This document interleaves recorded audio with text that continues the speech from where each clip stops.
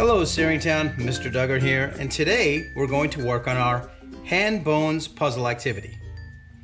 Now today we learned that our hands have many bones inside of them, and because of all of those bones, we're able to bend our fingers like that. If our fingers were just one bone each, we wouldn't be able to bend them. We would have to pick things up like that.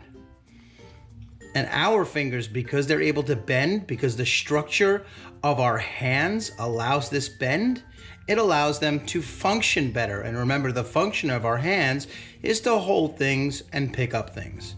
So what we're going to do today is we are going to create our own hand bone puzzles. Now, the first thing that your family has to do for you is to print out each of the 3 pages of the hand bone puzzles. Now, the first page is the page that contains all of the bones in the hand. The second page is going to tell us exactly how to assemble these bones into hands. And the third one, well, that's where we're going to put our hand bone puzzle. Now, to do this activity, in addition to those 3 pages, you're also going to need a scissor and a glue stick. So let's get started. The first thing we're going to do is we're going to take just page 1 and we're going to cut out each bone. Now remember, you don't have to cut exactly on the line, but you want to cut close to the bone pictures. Also, as you cut out each group, make separate piles so you keep things really organized.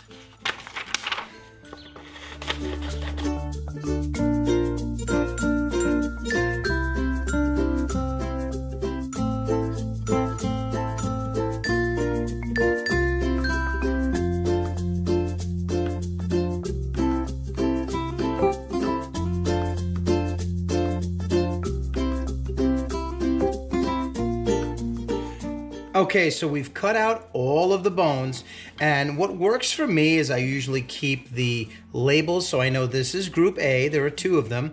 Group B has 8 of them bones. Group C also has 8 bones. Group D has 2, and Group E has 10. And what we're going to do is we are going to assemble our hands using this key. And I'm going to move these up so you can all see exactly what I'm doing, boys and girls. So the first thing we want to do is put the A's down here. So that means that one is going to go here and one is going to go here. There's also an outline which should help you put everything together.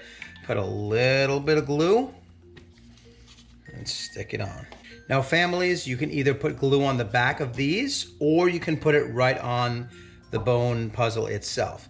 So the next thing I see is we need to find the B's. Here are my group B's. So what I'm going to do, this time I'm going to put a little bit of glue right on this.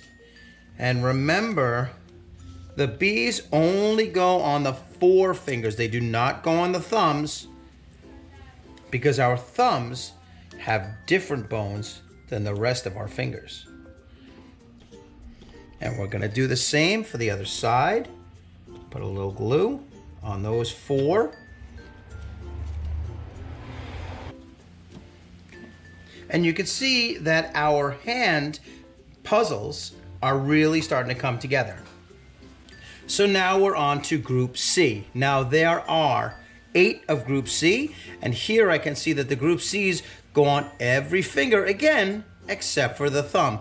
And you might notice that the structure of your thumb is different than the structure of your other fingers, in that your other fingers have more places where they can bend, whereas the thumb only has this area and this area. So it has less places, less what we call joints, than the rest of the fingers. So we're gonna put them, I'm gonna put some glue on both of the hands. And I'm gonna put my C bones up next. Wow, boys and girls, look how nice this looks, and you can really see the difference in how the fingers look from the thumb. So let's move on to the thumb. Going back to my key over here, I see I need a D on each thumb, and I have 2 D's, so that is perfect. They're gonna go right here and right here. And there you go. So now we have pretty much our entire hand completed except for the very fingertips. And you can see I have 10 of the letter E bones, and they're gonna go all the way around here on every single finger. So that's gonna be our little fingertips, and I'm gonna put a little glue on each fingertip. There you go. I'm just gonna put these right on one finger. 6,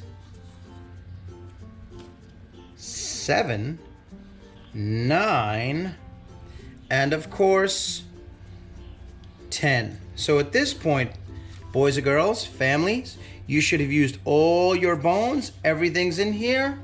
And what you could do is write your name right up here. And these are your hand bones. So you can see that the structure of our hands, the way they're designed, how many bones, how the bones are structured in our hands is absolutely necessary for them to function so that I can hold something or even cut with a scissor. Because look at how you can bend your thumb versus how you can bend your other fingers. And you can see the reason for that is because of the bones. So I hope that you enjoyed this, and now you have an amazing bone puzzle that you can show to just about anybody. And remember to explain to them why structure is so important to function. Thanks for watching. Hope you had fun. Bye-bye.